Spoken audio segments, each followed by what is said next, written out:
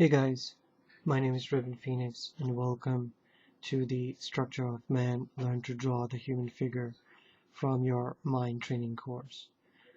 Okay, so in the previous lesson here we saw that we can just use the gesture system and be able to draw really any kind of pose that we wanted. And basically the only thing that is left now is that we need to invent the concept of the hand. Okay, so since we have to invent the hand, it's going to obviously become much more easier for us to draw it. And on a side note, historically, the hand has always been understood as probably the most complicated part of the human figure to understand.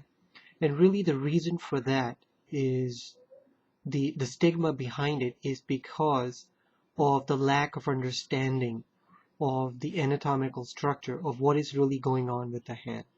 Right? If you don't know really the background information as to how the hand is put together, you go well, historically you will always have a much more tougher time with it, right? So the only way to conquer the hand is that we have to understand it, really some of its secrets as to what causes it to look the way it does. So here let's just look at my hand here for a second and you can compare your hand. So the hand is obviously the only thing that we can see that we can always use as a reference if we need to draw some kind of a hand, regardless if you draw it from the mind or if you need to draw it realistically, you always have it in front of you. So if you take a look at the hand here, one of the first things is that over here you'll see that this bone on the side here is going to be the ulna, right? So you can see that this bone is now connected all the way to my elbow, right? So this is the ball joint of the ulna that's coming over here, right? So the radius is right all the way over here, right? The radius is always on the side of the thumb. So the other thing is that there are bone systems in here that belong to the hand, and you can see that regardless of what you do, if you do like a fist, the only part that really moves is this bone over here. Everything is locked in place, right? You would have to like really push in your hand to get it to work. And if I take my pencil and try to move this bone here, you'll see that I can only do it when I push against it, meaning that when you're trying to lift something up, or let's say if in the case of if you're putting it against the wall or something, right, it would have to be this knuckle. It would have to really move it. So this part of the hand really does not move at all, right? And then this part here is going to be later on when we look at the muscles, is going to be this fatty area over here, right? So there's a bone over here of the thumb that does move, right? Compared to these bones that are locked in place in the palm of the hand, and this bone does move, okay? And the other thing is that what's going to happen is that we're going to begin to understand some very mysterious things about it. Is that you'll notice that the middle finger is the most longest finger, okay? But if you take a look at this area here, right, your index finger, this line over here, this is more longer than this one. This is a little shorter, okay? But look what happens in the end. This becomes more longer, this becomes more shorter, right? So this is a conceptual idea that you get, that the index finger, this guy, ring finger, is longer than the index finger, but over here, this is longer than this one over here. And I've got the small finger, look where it ends. It's just right here, okay? And the other thing is that your bone structures that we're going to invent, we're going to say that the bones are going to be here, they're going to be here, and then there's going to be a small bone only over here, meaning that this area here where the nail joins, there is no bone. Okay, the bone only connects over here, small piece of bone. In all these areas here, there is no bone when it comes to the nails, right? This part is all fatty tissue, so meaning that adds to the length of the hand. So we haven't got it really into the muscles, but you can see that we've got this web over here, right? This web here, but over here we have to take account that this web that on the other side, it's really over here, right? There's a web over here. And then of course you got your knuckles over here.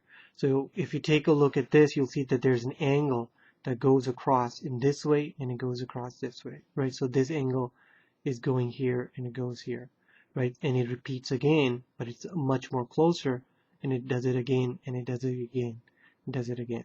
Okay. So to understand the hand, we just need to get the conceptual idea down. You'll see that how easy it will to start to confirm this concept. So the first thing that we'll do is we're going to have to draw basically we need to understand this formula wise. Here we're just going to draw a rectangle over here. So basically the understanding of the entire length of the human hand is really the entire length of the human head, right?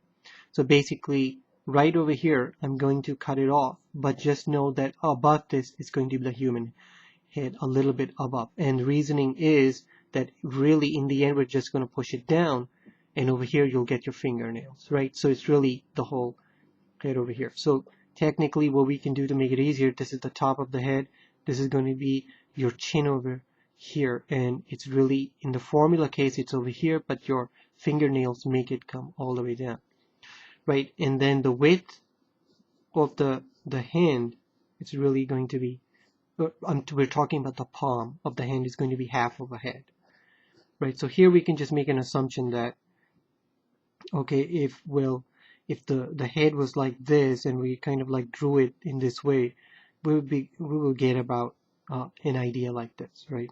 So again, I would just draw out a rectangle like this over here, right? First conceptually get the idea down, and again in that drawing process we can just come back in and erase and just make these lines much more better, right?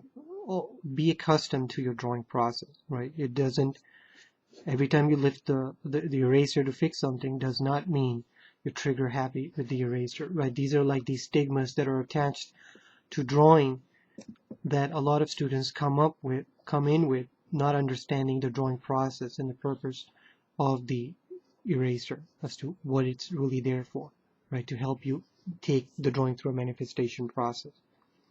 So once we have this, we're going to basically right now divide this, right? So we're going to have to understand this a little more slowly like we did the human head, because this is an important part of the human body that has to be conquered. So basically we're going to divide this in half like this, and we're going to divide this in half like this. Okay, so and from here we're just going to take one center line across, right? So this will give us the basic formula for the hand. So here we're going to take a look at the top right hand. Okay, so this means we're taking a look at this, turn this way, so the thumb would be here. Okay, so the first thing to do is that when we're in this coordinate space, remember this is technically, if you understood this in a form of the hand, if you were drawing a free hand, it's really about this X over here. Okay, so the one now here again is the width of the palm, right? The fingers are obviously going to be going outwards, right? They go outwards, but the palm size is based on that ratio, right? Okay, so as soon as you get this length, just know that you've already figured out the size of the palm. The palm is just going to be here for the hand. Okay, so it's going to be this size. So the first thing is that we need to figure out what's going on with the wrist area here. So we're talking about this area over here, right? There's a wrist area over here with full of bones that connects over here to the ulna and the radius.